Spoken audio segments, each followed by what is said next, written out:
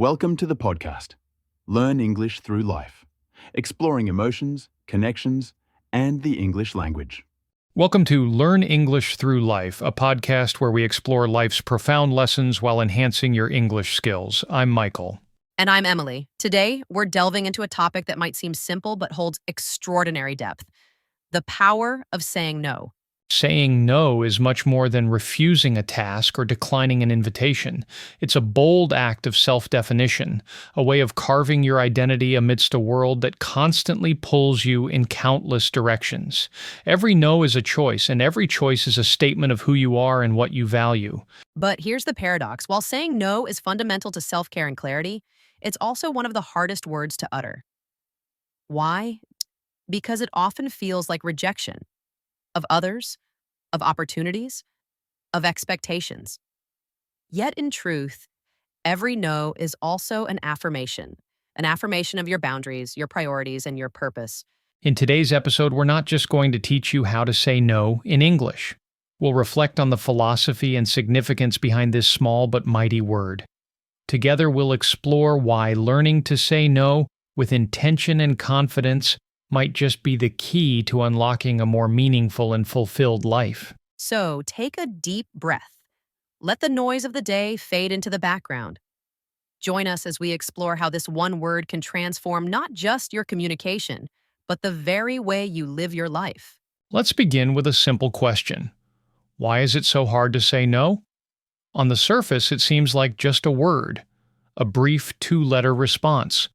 But beneath it lies a profound complexity that stirs emotions, fears, and doubts. Because every no feels like a rejection of another person's expectations, a rejection of an opportunity that might never return, a rejection of the unknown, which can feel terrifying. But deeper still, a no can feel like a rejection of connection, a denial of the unspoken desire to belong, to be accepted, and to please. Yet here's the paradox that lies at the heart of saying no. Every yes you give to something unimportant is a silent no to something that truly matters. Every time you agree to something out of obligation, you are, in essence, refusing your own priorities, your own growth, and sometimes your own peace. Think about it. Every time you say yes to staying late at work for tasks that don't inspire you, you might be saying no to dinner with your family, to the laughter of your children, or to moments of quiet reflection.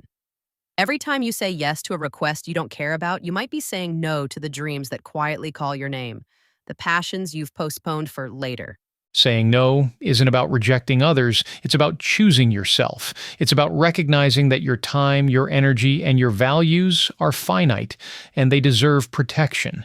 It's about understanding that every no you utter is an act of self-respect and an affirmation of what truly matters to you. Saying no is a form of courage. It's a decision to face discomfort for the sake of authenticity. It's a declaration that your life will not be dictated by the expectations of others, but shaped by the choices that align with your truth.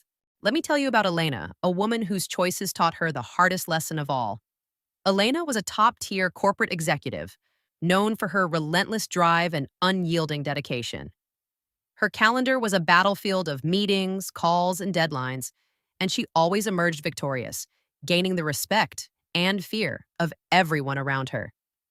But behind the accolades and promotions, a silent sacrifice was being made. Her father, an elderly man with kind eyes and a warm laugh, had been ill for months. Elena visited him when she could, squeezing in hospital visits between conference calls or dropping by late at night after the nurses had dimmed the lights. She promised him she'd be there no matter what. One Thursday morning, as she prepared for an important presentation, her phone buzzed. It was the hospital. Her father's condition had worsened. They advised her to come immediately. She froze, torn between the meetings she had worked weeks to secure and the man who had raised her, who had always been there. Just a few hours, she told herself. I'll finish this presentation, then I'll go. The meeting ran longer than expected. By the time she arrived at the hospital, the room was eerily quiet. Her father's bed was empty, the sheets neatly folded. A nurse met her with sorrowful eyes. I'm so sorry, the nurse said softly. He asked for you until the very end. Elena's breath caught. She sank into the nearest chair, the weight of her choices crushing her. The last words her father had spoken would forever remain a mystery, lost in the void she had created. From that day on, Elena's calendar never looked the same. For every yes she had given to the world, she vowed to reserve a yes for those who truly mattered. That night, Elena made a decision, the kind of decision that changes lives. She started saying no. No to late-night meetings. No to endless demands. No to sacrificing what truly mattered. At first, it was terrifying. She lay awake, wondering, what if I disappoint them? What if they stop hiring me? What if my career falls apart? But deep down, she knew she couldn't go on the way she had. Something had to change. But something surprising happened. The more she said no, the more respect she earned. Her clients began to value her time, her expertise, her clarity. And for the first time in years, Elena found something she hadn't even realized she'd lost. Freedom. Freedom to be present. Freedom to live her life. She wasn't just chasing success anymore. She was defining it on her own terms. Elena's story reveals something profound about life. Saying no is not just a practical skill, it's a philosophical act. Every no carries a hidden yes. By saying no to distractions, you say yes to focus. By saying no to overcommitment, you say yes to balance. And by saying no to fear, you say yes to courage. It's not just about refusing, it's about choosing. Philosophers have long pondered the power of choice. Jean-Paul Sartre, the existentialist thinker, taught us that our decisions define our essence. To him, every choice is an act of creation, a step toward becoming who we truly are. When we say no, we're not just closing a door, we're carving a path. A no to one thing is a yes to something greater, something closer to our values, our purpose. Philosophers have long pondered the power of choice. Jean-Paul Sartre, the existentialist thinker, taught us that our decisions define our essence. To him, every choice is an act of creation, a step toward becoming who we truly are. When we say no, we're not just closing a door, we're carving a path. A no to one thing is a yes to something greater, something closer to our values, our purpose. Now, let's explore how to say no in English while maintaining respect and clarity. I appreciate the offer, but I'll have to decline. Example. I appreciate the invitation, but I'll have to decline this time. Thank you for thinking of me, but I can't commit to that. Example. Thank you for thinking of me, but I can't commit to the project right now. I wish I could, but I have other priorities. Example.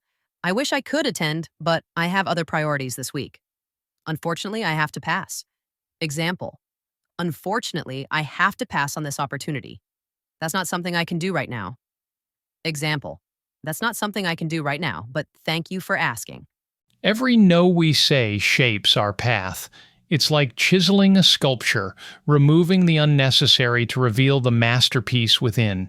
Each refusal refines who we are, helping us focus on what truly matters. But saying no isn't always easy. It takes courage to disappoint others, clarity to know our priorities, and self-respect to stand by our decisions. It's a powerful reminder that we cannot be everything to everyone, but we can always be true to ourselves. So what about you? When was the last time you said no? Did it feel empowering or uncomfortable? Take a moment to reflect on your priorities.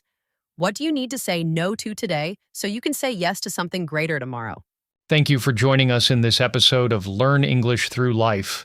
If this resonated with you, share it with someone who might need to hear this message. And remember, every no is not just a refusal, it's a declaration of who you are.